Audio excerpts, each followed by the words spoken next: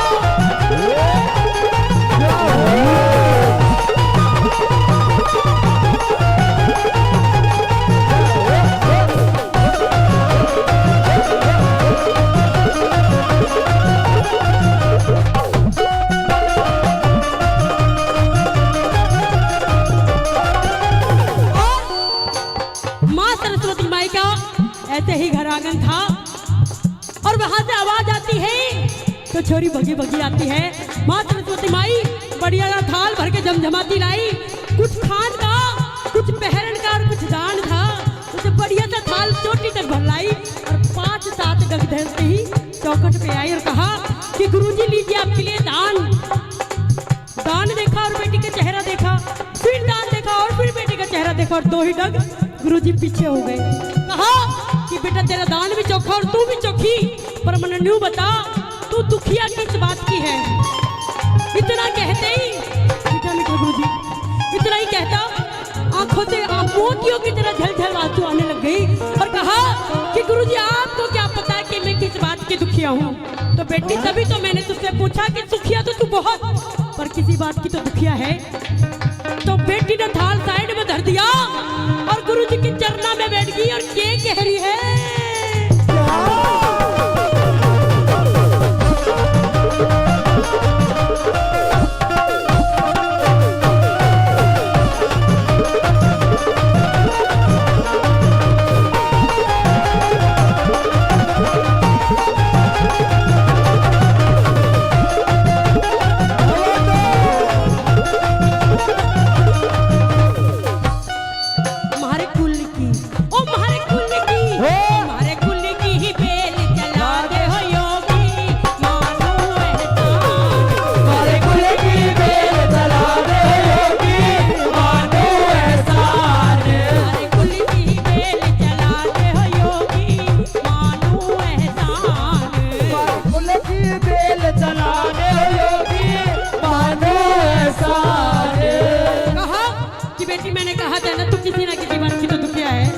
शादी को कितने साल हो लिए कि गुरुजी पूरे 10 साल हो लिए, कोई बेटा नहीं तो कोई बेटी जो जाई होगी कि बेटी की बात करते हो।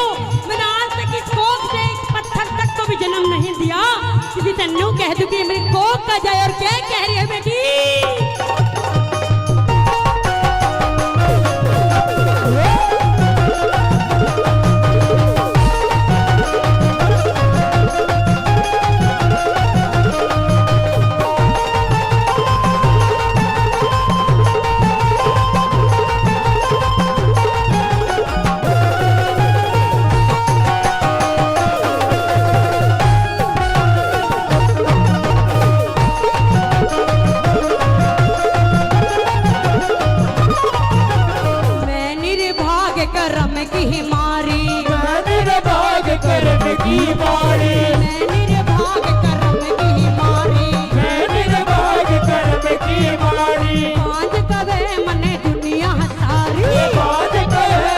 दुनिया